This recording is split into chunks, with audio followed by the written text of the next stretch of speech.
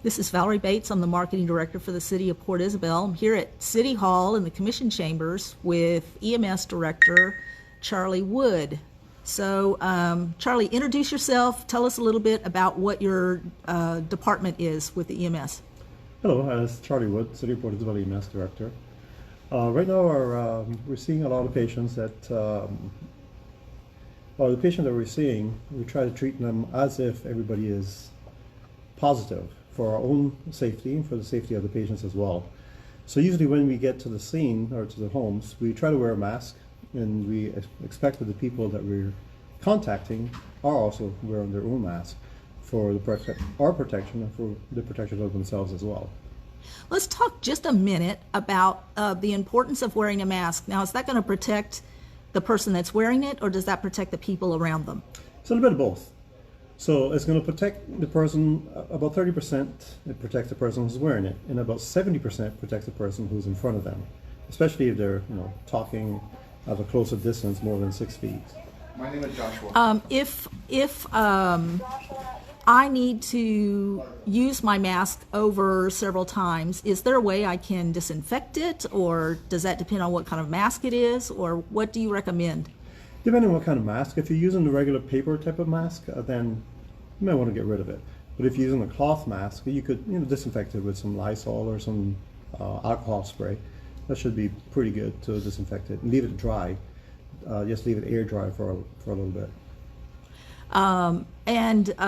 So let's talk a little bit about public safety, what your observations are, what your recommendations are for the public to take care of themselves and their families at this point in time.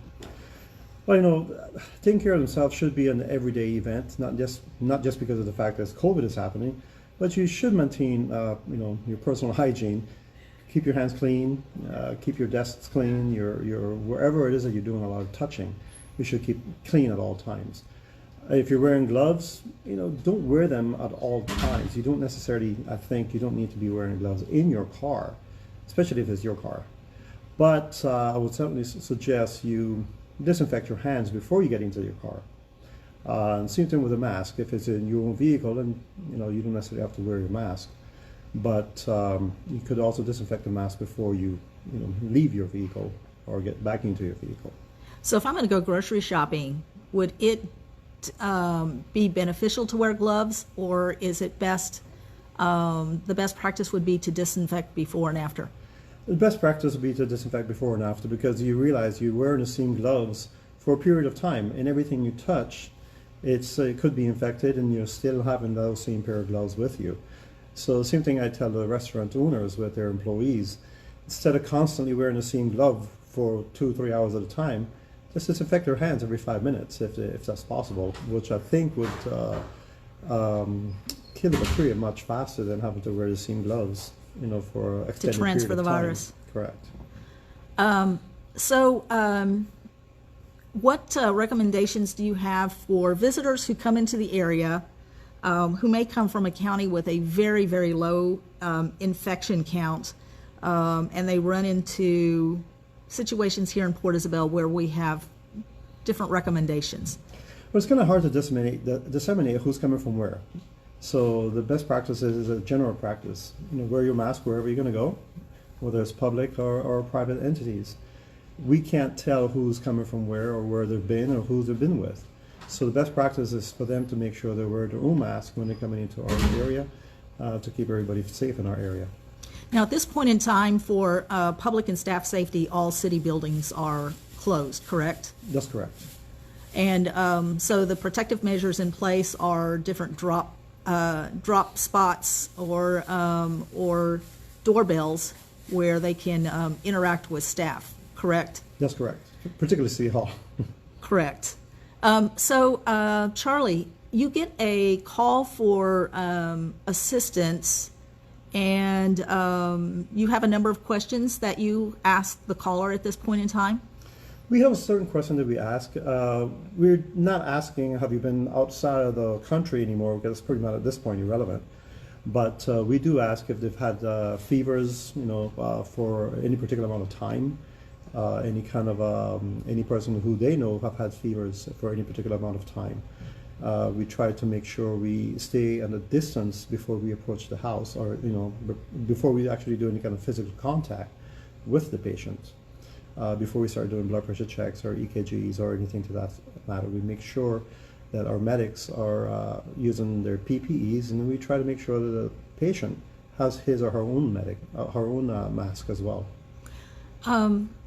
So these measures are in place, of course, to protect your staff and the person that needs that assistance, correct?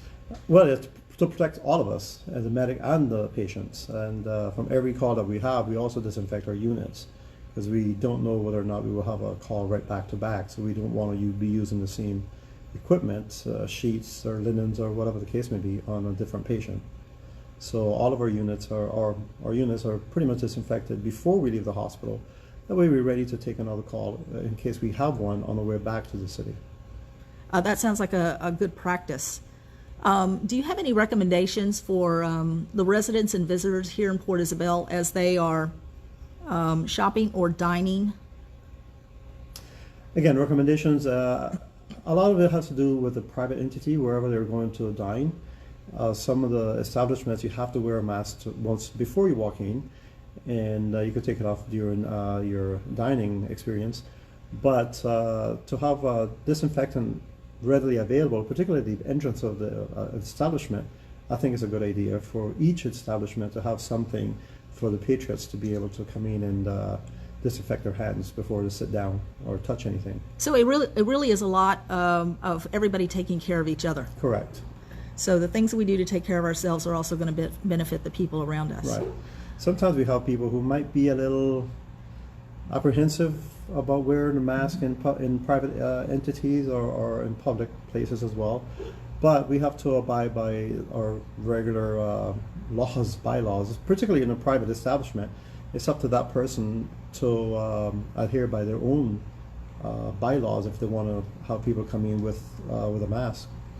I know we have businesses here that have family situations that they are really wanting to take care of their family and are asking customers to kindly wear a mask. And we hope that people would appreciate that measure that business owner has taken to protect themselves. Lots of plexiglass also up around cash registers and that kind of thing.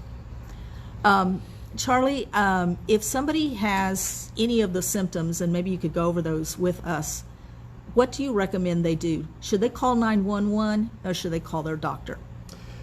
Originally, right now, it's basically call your own doctor. If you have the fevers or body aches, because it's hard to tell whether it's just regular flu or it's actually COVID-19. We don't know that for sure until you have a test. You can still call your 911 provider, but don't get upset if the treatment is going to be slightly different, because we have to make sure everybody's safe. But if the person having headaches, temperatures that have been lasting for a couple of days now, then they should call their doctor and take it from there, from their own doctors.